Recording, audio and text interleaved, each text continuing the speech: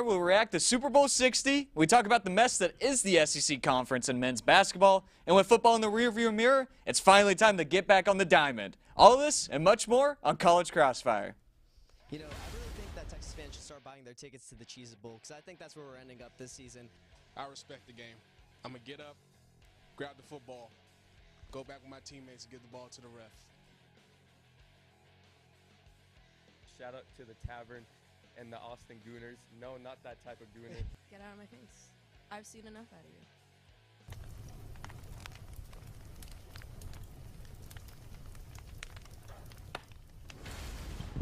Welcome back to College Crossfire, the best debate show on the 40 acres. I'm your host, CJ Krulitz. We have plenty of action coming your way. But before we get into the first round, I want to share that today's show is brought to you by Cap Metro, Austin's transit system.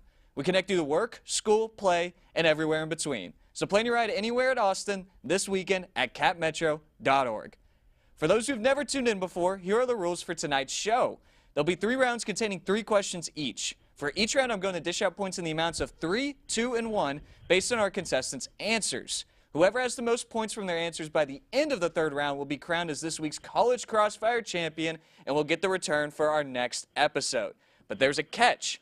Everyone must know before we begin our 3rd and final round, better known as Rapid Fire, is worth double the points, meaning no lead is safe. Also, our contestants have not yet been able to see or prepare for these questions whatsoever. So they'll have to think on their feet and come up with their idea of the best possible answer. There's a tie by the end of Rapid Fire. I have a bonus question ready that will help determine our Crossfire champion once and for all. Now that we've reviewed the rules, let's introduce our contestants.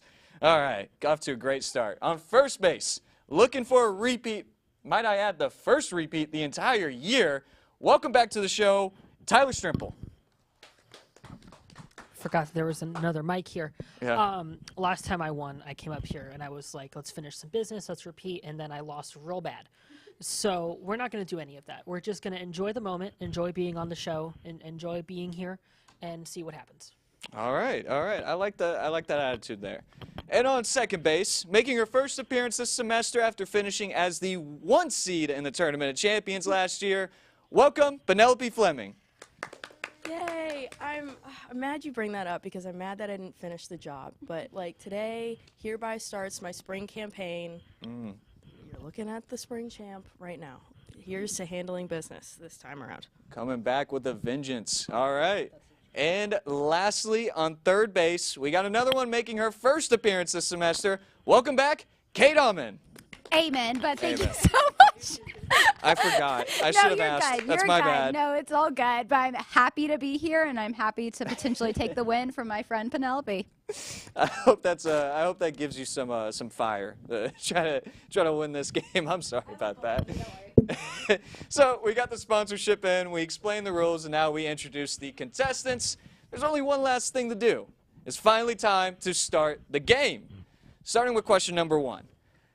Despite the men's basketball team having a pretty mediocre year, the SEC as a whole is having an even more mediocre year as the conference currently only has 4 teams ranked and none in the top 10. While Texas sits at 6-5 in conference play, they're only 2.5 games away from the first place 8-2 Gators. And the wise words of Lloyd Christmas from Dumb and Dumber, so you're saying there's a chance. Of course, there's still 8 teams above the Horns in the current standings. I thought there was going to be some laughs there, but it's all right. There's still 8 teams above the Horns in the current standings, so we're just joking here, but I'm not joking about this question. Who do you think wins the SEC championship and why? And this is going to be the regular season, not the playoffs. I hope I cleared that up in the question. So, Tyler?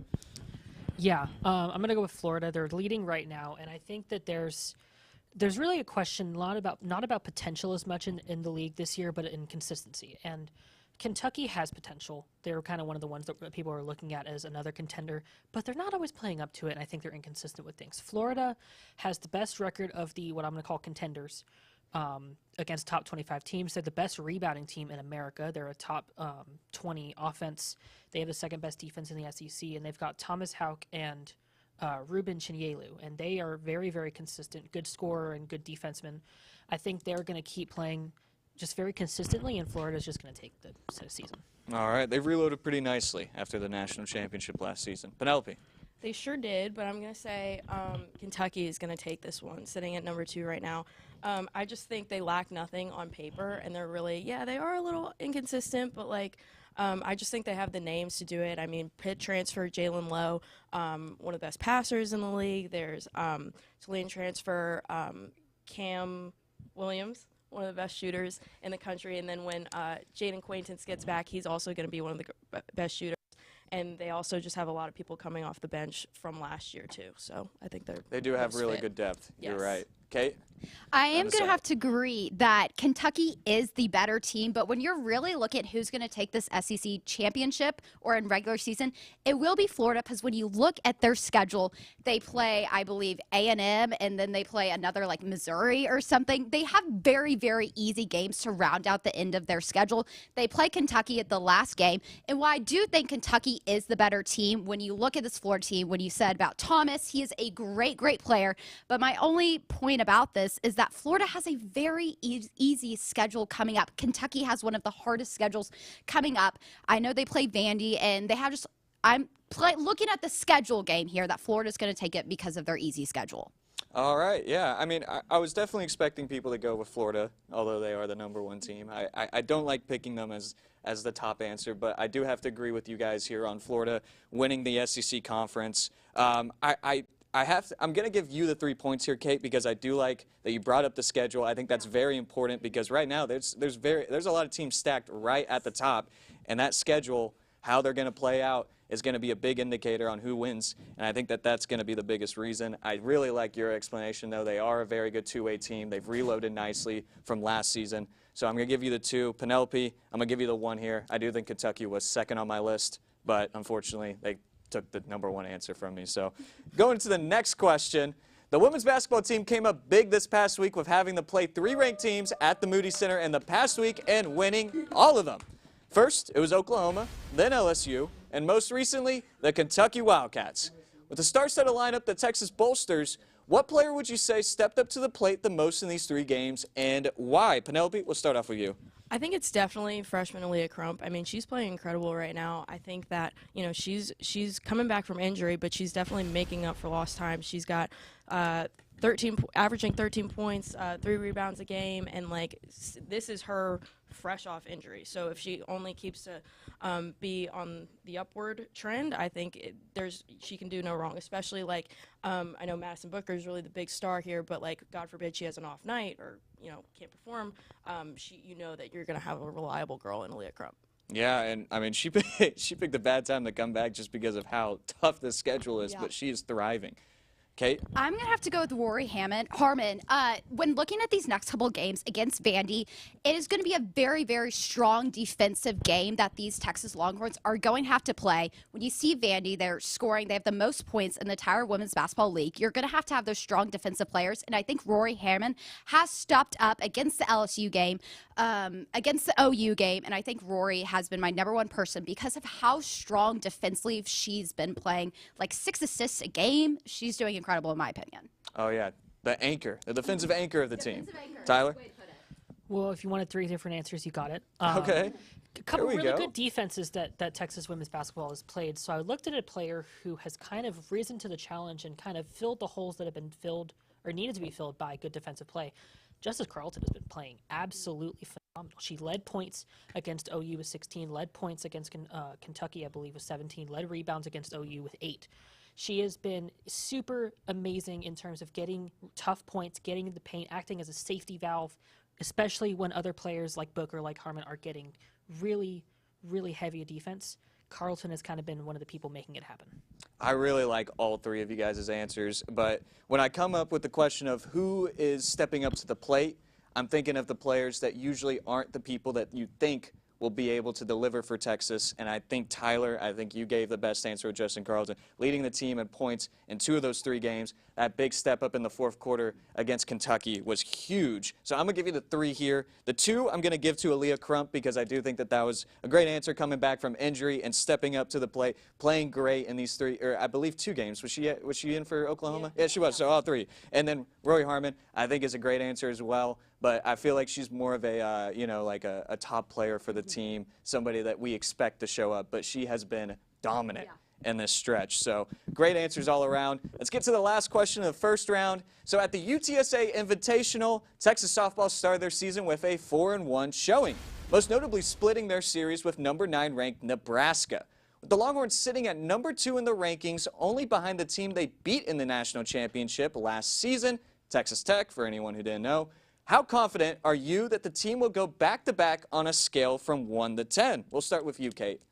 I just talked about softball on College Press Box on Monday, so I'm very familiar with this team. And one of my main points about, obviously, I believe Texas is number 10. They're taking it, going back-to-back, is that this team didn't lose any players to the transfer portal. All the veterans have been on this team. They're coming back.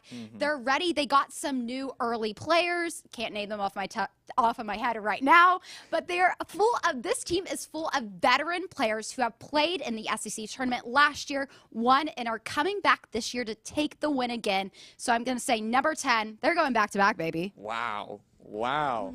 I was thinking for a second you said number 10 like you were saying they're the 10th ranked team, but okay, now I get it. 10 for 10. So, all right. Okay, 10 out of 10. Starting off high. Tyler?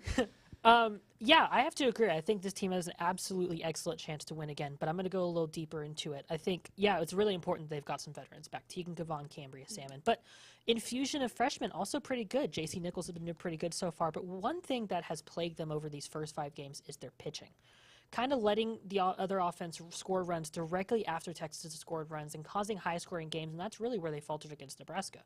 And if they can clean up that pitching, I think they've got everything else working for them. Their offense has been hot. 361 batting average, 11 home runs, 615 on-base percentage over those 5 games. Clean up the pitching, and that's a dominant team that's going to win another national championship. I like that answer. And Penelope? So I'm slightly less confident, but I'm still sitting really high up there. I'm going to sit exactly at a 9. The only thing that is holding me back right now is not anything, honestly, on the Longhorns doing, but more because of who is sitting just above them in Texas Tech. I think they just look so hot right now, and just the fact that like they're producing so much offense. Like they have 618 points right now. I think Texas got 585. So Tegan Kavon has had a couple off games, but I think that she's coming back, and even when she has those games, they won 15-10 over Nebraska. So it's like, we have little room for error, but I think as long as we can keep consistently scoring, they're going to be just fine right there in it. Yeah, and I think that one loss shouldn't really hurt anyone, especially this early in the season. There's so much to play. So you said 9, Kate, you said 10. Tyler, what was your number again? 10. 10. Okay. Oh, well. All right. We got some people that are really confident in the horns here. I'm not mad at that take. Penelope, I'm going to give you the 3 here because I do think that it is not a perfect 10 out of 10 right now, especially because I think repeating is historically rare. Now, don't let Oklahoma, take that away from you because Oklahoma was just a dominant team in these last 4 or 5 years. And so, and you talk about the other competition, Texas Tech. I like that answer. I'm going to go with a 3 here. I'm going to give Tyler the 2 here. I like your reasoning. You brought up the names. You brought up the transfers. You also brought up who's coming back. And also, you talked about the offense over the pitching, the issues with the pitching. So I like that answer. Kate, I also liked your answer as well. Unfortunately, I'm going to have to give you the 1 here. So that's it for round 1 of this week's College Crossfire. When we come back, we'll talk about last week's Super Bowl, the NBA trade deadline, and bring up the Winter Olympics. All this and more coming up on College Crossfire.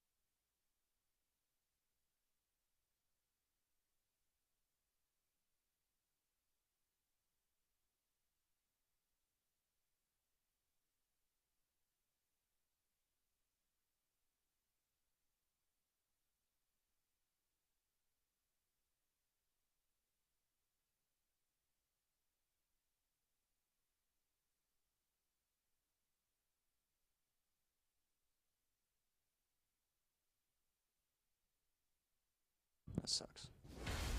Welcome back to College Crossfire. And after an entertaining first round, the leaderboard has Tyler, the winner from last week, up right now with 7 points. Penelope right behind at 6, and Kate right behind both of them with 5. So we aren't even halfway done. So let's get started with round number 2. So after a heartbreaking end to the Seattle Mariners season back in November, the city rebounded in a big way with the Seahawks taking home the Lombardi Trophy on Sunday against Drake May and the New England Patriots. Sam Darnold completed his comeback story from being a draft bust to a champion, and the Seahawks defense gave the Patriots all kinds of trouble all game. To you, where does the Super Bowl rank compared to the last 5 Super Bowls, and why do you think that? Kate, you're going to start us off here. Okay, so when I was thinking about looking at all the different Super Bowls here, I'm going to have to put it like 4th to last. Okay, the Bucs game was the worst with Tom Brady. Just putting that out there. It was a blowout game. Who cares that Tom Brady got a Super Bowl with the Bucs? He'll always be a Patriots me. Then I'm gonna put the Seahawks and whoever they just played, Patriots. Slipped my mind. The game was boring in my opinion. Patriots.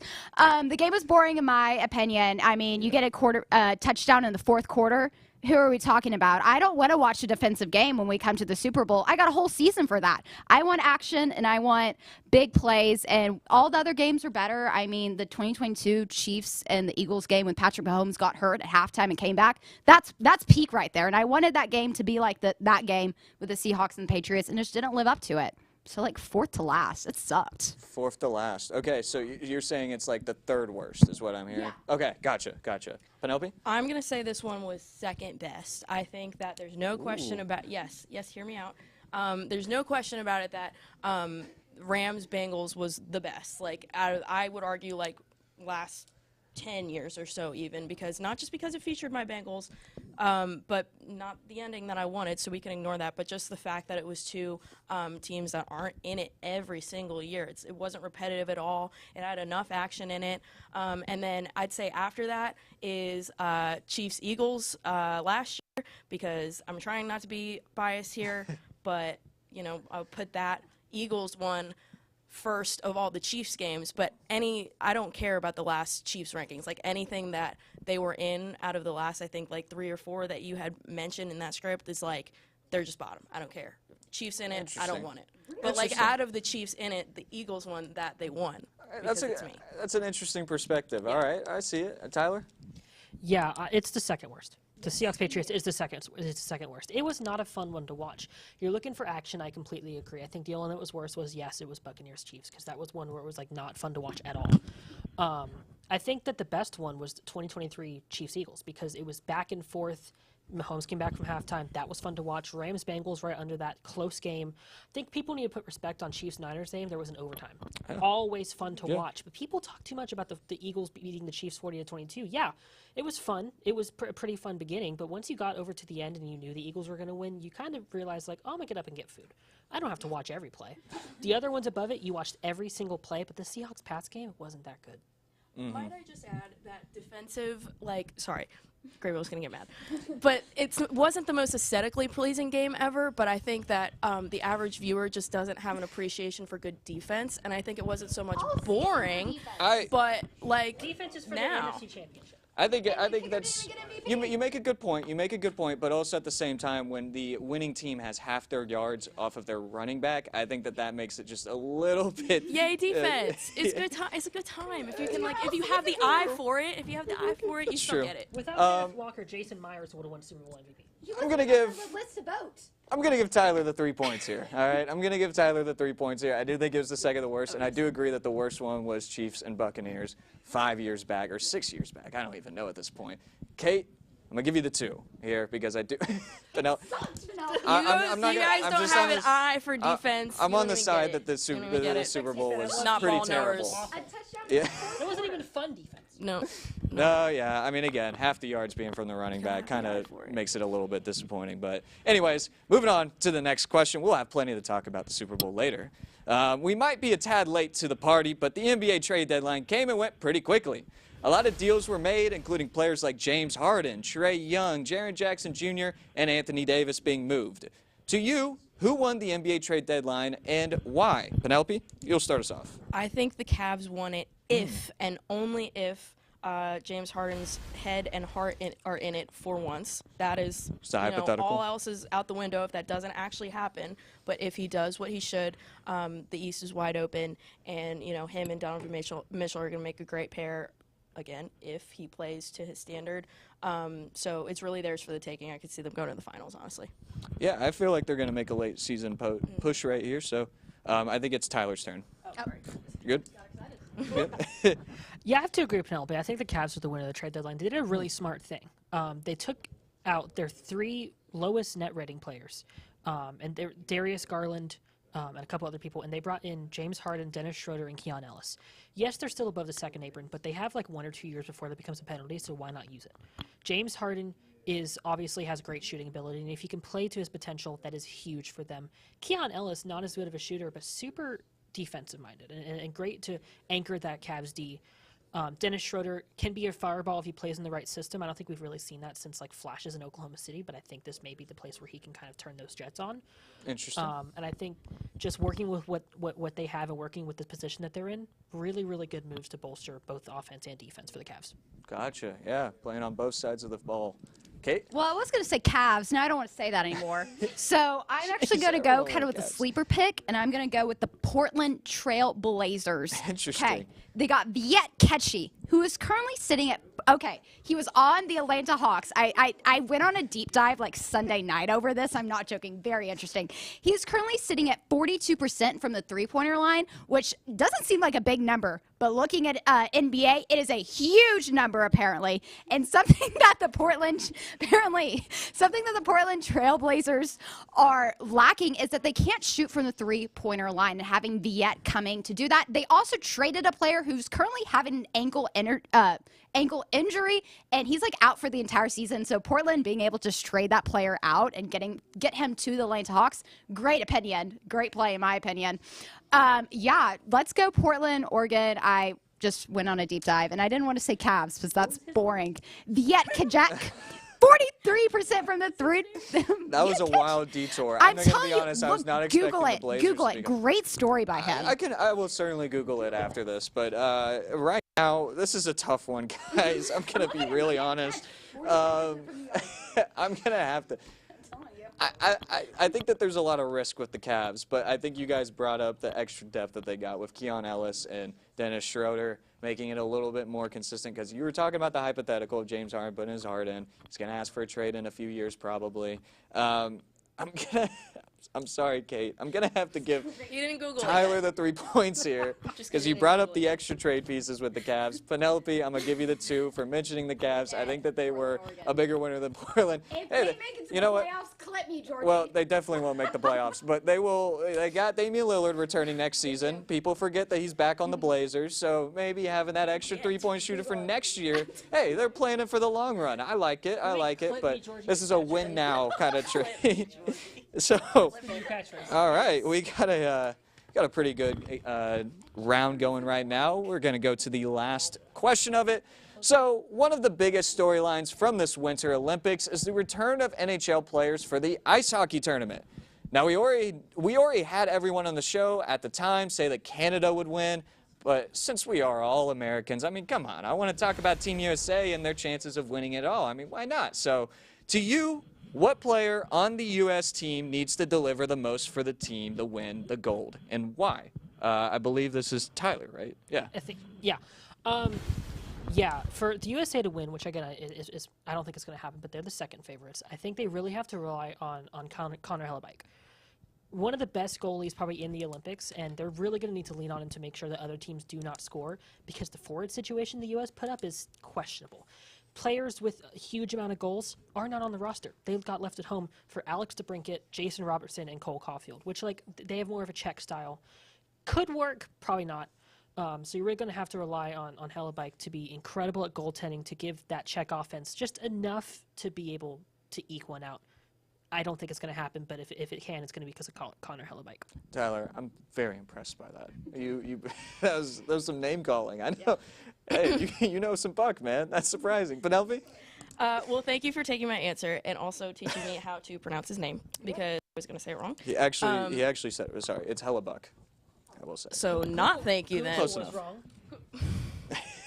Hellebuck. Hellebuck, yeah. That is my answer because of everything that he said, and just the fact that I think hockey, the biggest thing, it always comes down to the keeper. Like if you don't have a keeper, you pretty much don't have a team. So I think he hasn't officially gotten the job yet, but I think he's obviously the right choice and he's the starting favorite. And just the fact that he's a Venezia Trophy winner, like he's the dude. I like that you guys did the research, but I will say it's the Vezina Trophy. Kate? Google was Gemini sucks. I'm going to go with Brady Tkachuk. Brady Tkachuk, you did it, I yep. said it right. There you go. Well, I asked him before him. He is on the Ottawa Senators, and he is playing left wing, and his brother's playing center. He is a Nepo baby. This player is great, and one thing I found about him is that he is currently sitting at 93 body checks for the season, and I think you really have to have a strong play with body checking. If you're playing Russia, if you're playing Canada, you're going to have to play body. What are you laughing at me about? This is a serious answer. They're not. Russia's not in the Olympics? Russia is not in the Olympics. Are you serious, y'all? Well, I'm sorry. Canada's in the Olympics. Canada, so yeah. Well, I think it's True. a serious pick. Don't laugh at me. He has a strong net front presence, and I think that when you're having all these younger players on the line, you're going to have to get in that net. And even all of the defensive players, when you have hold on, let me talk. When you're playing all these strong teams that have the best players on the team, you're going to have a lot of strong trouble trying to get the puck into the net. And when you have a player who has a strong net presence, I think you got it.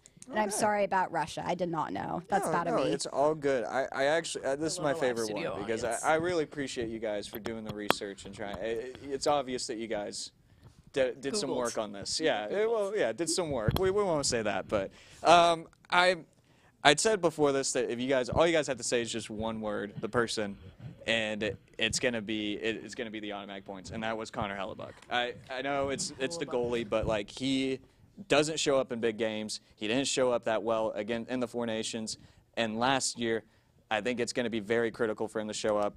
I'm gonna give the 3 to Penelope here on this question. 2 goes to Tyler. 1 to Brady Tkachuk. Hey, it could change all in this last round because we got 2 blocks are down and only 1 to go, which means rapid fire is next, the most entertaining round of all, as we'll reveal who will be this week's winner. You won't want to miss it. All this and much more coming right up.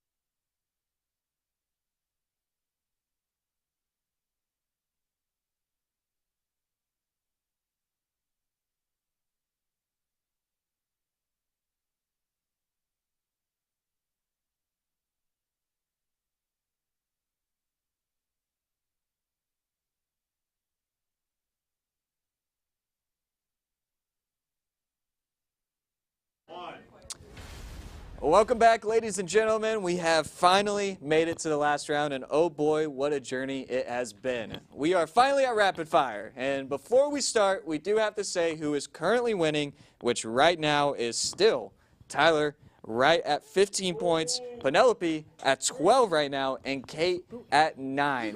So I hope you guys are ready because once again, all questions have not been prepared or seen by the contestants, and the points are doubled. It's going to be all gas, no brakes from here on out. Now, let's get right into the first question.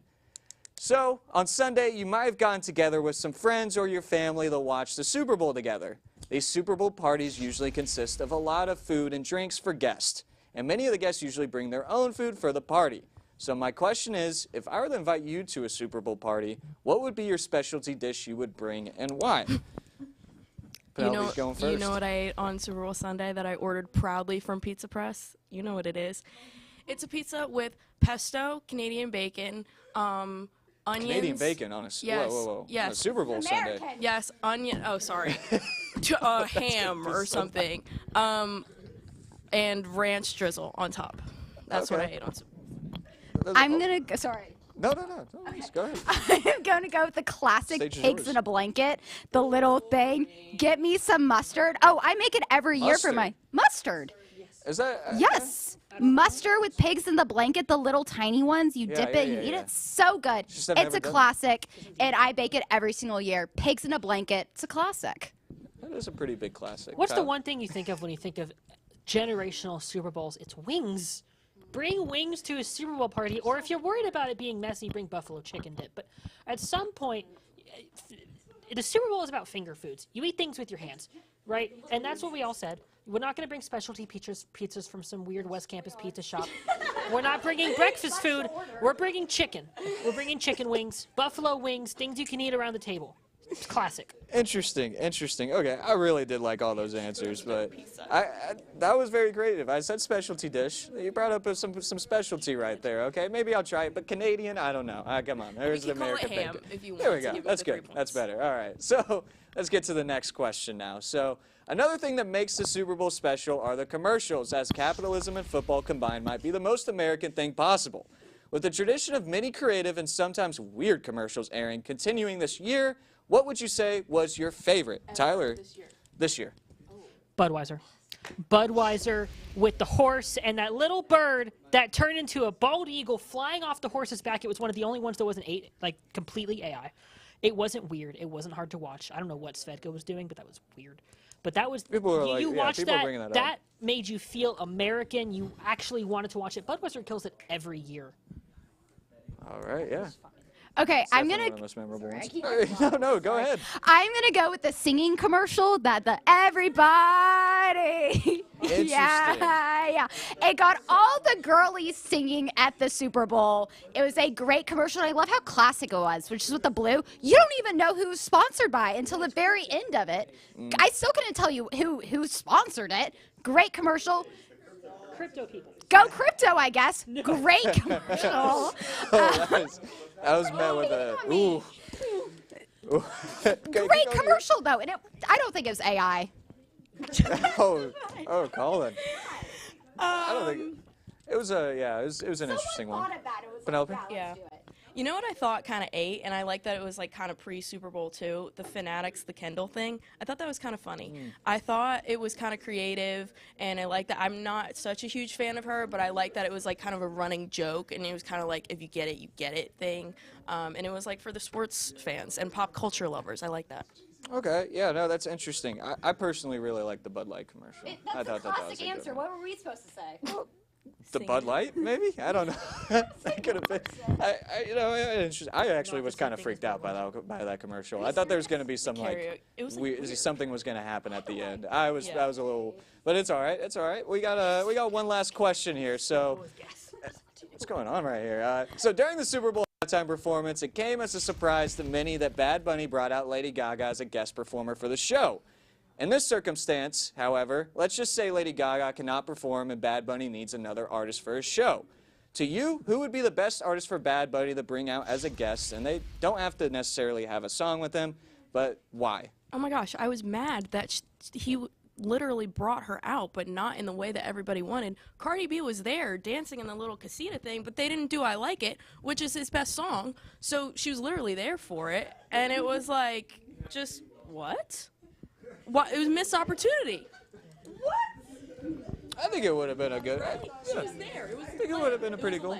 Would have gotten everybody on their feet, kind of. Tyler? That would have gotten everybody on their feet. But I think what really should have happened, and he hinted at it, and then he didn't actually do it, bring out Daddy Yankee, play Gasolina. Because that song gets everybody on their feet. And it's also kind of an homage, because like that's a classic song, and that was such a huge thing in getting that kind of like bombastic Latin music over to the masses here in America. Getting that into the show with Daddy Yankee, everyone would have gone absolutely nuts on the internet. Bombastic.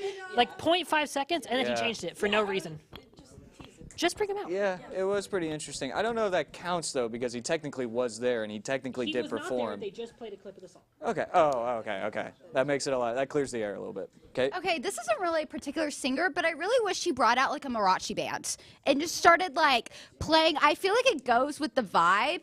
And just have like a big guitar and like a fun hat. I think that would have been so fun. And just like add to like, he needed a band. He just had dancers and him singing. Why are y'all hating on me? So they are. I don't know what's going on. They like Mariachi got like a bands. target on your back for some reason. Mariachi band. I think that would be so fun. Mariachi band. Okay. No. I do think that that's a pretty good answer right there. So, all right. Let me try to add up the points. Okay. I got it already. So that was what a show we had right there, guys. That was very fun, very fun. Thank you guys for joining and making this show entertaining as always. Go Portland. But we do have to end the show. We do have a winner too. So everybody drum roll, please. The winner of this week's College Crossfire is Tyler Strempel, our first repeat. Uh-oh. Yep, he can't FaceTime. I'd like to thank Viet Kachuk. Thanks. I'm really happy to be a repeater. I feel that was very fun. Great answers. Super fun. That was the most fun I've had here. Happy to be back next week.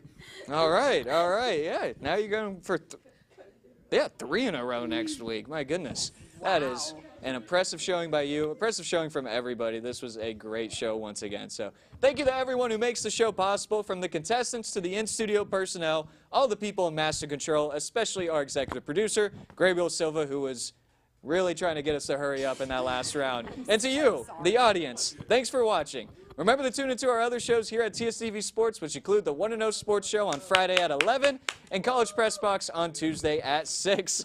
We're glad you joined us here for College Crossfire. We hope to see you next week to watch Tyler try to defend his title for the 2nd time in a row.